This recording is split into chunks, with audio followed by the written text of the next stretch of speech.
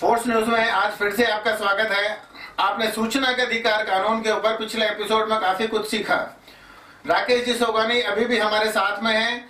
Episode पूरा देखना बहुत ज्यादा जरूरी है और अगर चैनल को सब्सक्राइब नहीं किया तो पहले सब्सक्राइब कर लें और बेल आइकॉन का बटन जरूर दबा दें ताकि आपको ये एपिसोड लगातार मिलते रहे। राकेश जी, इस सूचना के अधिकार कानून को मौत का कानून क्यों बोलते हैं? भारत के अंदर सर्जित सिस्टम जो प्रशासनिक सिस्टम बना हुआ है वो बिल्कुल एक भ्रष्टाचार का है और उसमें सबसे टॉप पोजीशन पे हम लोग चल रहे हैं। भारत में हम कमजोर कहीं नहीं है भ्रष्टाचार के प्रकरणों में।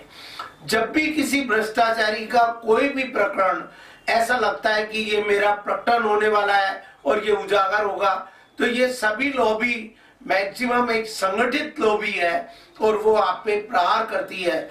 और जब प्रहार करती है तो उनके पास किसी चीज का कोई विकल्प नहीं है, केवल विकल्प है आपको झूठे मुकदमों में फंसा देना, आपको झूठे मुकदमों के अंदर। तो इन झूठे मुकदमों से इनमें बचाव में ये जब आप किसी जनहित पे कोई काम करने जा रहे हैं तो आपको अपनी एक मानसिकता बना करके काम करना चाहिए, संगठित होकर काम करना चाहिए, अपने सीनियर्स की राय में काम करना चाहिए कि अगर ये भ्रष्टाचारी संगठित है तो हम भी संगठित होकर इन पे कैसे प्रहार करें। मतलब क्या है, अगर आपने सूचना के अधिकार फाइल कोई लगाई है, निश्चित रूप से उसको आपको सरकारी दस्तावेज मिलेंगे। उन सरकारी दस्तावेजों में कहीं भी कोई घपला है, किसी ने टेंडर गलत दे दिया, किसी ने पेमेंट गलत दे दिया, कहीं गांव के ऊपर आपने आरटीआई लगाई है, सड़क का आपको वहां प्रावधान मिला लेकिन सड़क मौके पे मौजूद ही नहीं है, आपने आरटीआई लगा दी और आपको जब वो कागज मिल गया तो उससे कई लोगों का पर्दाफाश होने की तैयारी रहती है। लेकिन तमाम सरकारी अमला, तमाम सरकारी अधिकारी इस चीज के लिए तैयार रहते हैं कि सूचना का अधिकार कानून के अंदर जिसने भी ये फाइल लगाई है हम उसका कैसे अहित कर सकते हैं। उसके ऊपर रिपोर्ट दर्ज होती है, उसको अरेस्ट किया जाता है, उस पर हमला होता है।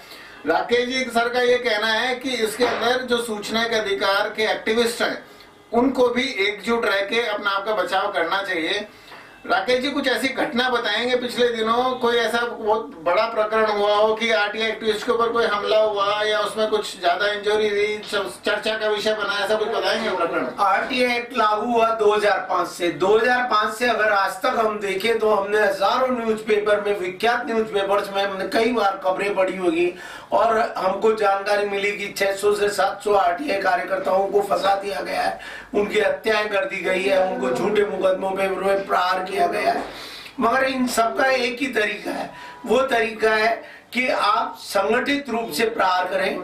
ये हमारी जो सीआरपीसी और आईपीसी जो लिखी गई है, हमारा जो सिस्टम है संरक्षण और सुरक्षा सरकारी पाने का, ये सारा अंग्रेजों के टाइम में 1860 का बनाया हुआ है और मेन बेस उसी तरीके का है। तो ये केवल बेस जो है वो लोगों को थकाने के लिए बनाया हुआ है कि किस तरीके से कोई भी भ्रष्टाचार पे प्रहार करता है तो उस आरटीआई एक्टिविस्ट पे किस तरीके से प्रहार किया जाए। हम इस बात को अच्छी तरीके से समझ लें कि जो सिस्टम हमको थकाने के लिए बनाया गया है, क्यों नहीं हम इन भ्रष्टाचारियों को थकाने के लिए उसी सिस्टम का हम उपयोग करें।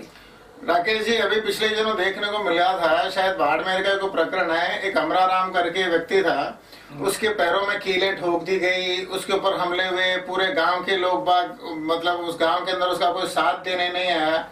तो यदि इस तरह से उनके साथ में प्रकरण होते हैं सूचना के अधिकार की एप्लीकेशन लगाने में, तो उसके सामने कोई विकल्प रहता है या वो जीते हारे छोड़ दे, क्या करे वो?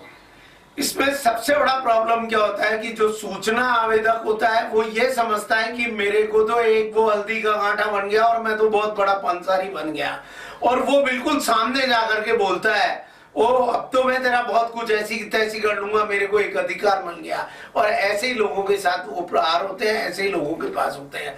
अगर आप बिल्कुल शांत स्वभाव से काम करें कि मैंने कागज में लिखा है, कागज में जवाब, आपको व्यक्तिगत मिलना नहीं, व्यक्तिगत चारा जो ही उससे करनी नहीं, आपको सब कुछ करना। फिर ऐसे प्रकरणों को उठाने का तरीका ये होता है कि बहुत सारे सामूहिक तरीके से उनको, जोधपुर से भी उसका आवेदन है, कोटा से भी है, बीकानेर से भी है, आओ आप किस किस के साथ क्या क्या प्रहार करेंगे। प्रहार उसी पे होता है जिसको वो जानता है, जो स्थानीय आवेदक है। आप ये संगठित रूप में अगर काम करें, इस कानून का उपयोग करें, तो ये जिम्मेदारी और जवाबदेही का, भ्रष्टाचार पे नियंत्रण का बहुत ही अच्छा कानून है। करोड़ों रुपया, अरबों रुपया खर्च करके सैकड़ों एजेंसियां भी इस भ्रष्टाचार पे अंकुश नहीं लगा सकती है, जो सिर्फ मात्र एक 10 रुपए का नोट आपके किस तरीके से भ्रष्टाचार पे अंकुश लगा सकता है। राकेश जी, आपने जिस तरह से बहुत इम्पोर्टेंट हमें सूचनाएं दी, और साथियों जैसा कि बताया कि हमले होते हैं, लेकिन वो कब होते हैं कि आप कोई जाके सूचना के अधिकार की फाइल मांगने के बाद में सीधा जाके प्रत्यक्ष किसी को कुछ आर्ग्यूमेंट करते हैं, बात करते हैं, जबकि सूचना का अधिकार कानून सिर्फ कागज के ऊपर है और आपको कागज ही भेजना है, कागज ही प्राप्त करना है, मिलने की कहीं कोई आवश्यकता नहीं होती। आपने पहली बार जैसे सूचना के अधिकार में कानून में लगाया, आपको सूचना नहीं मिली, आपको जाने की कोई जरूरत नहीं है। आप प्रथम अपील का पेपर भेजें, रजिस्ट्री भेजें। आपको प्रथम अपील में भी 30 दिन में सूचना नहीं मिली, आप सूचना आयोग जाएं और वहां से ये आपको रेमेडी मिलती है और उसके आगे भी ये मिलती जाती है।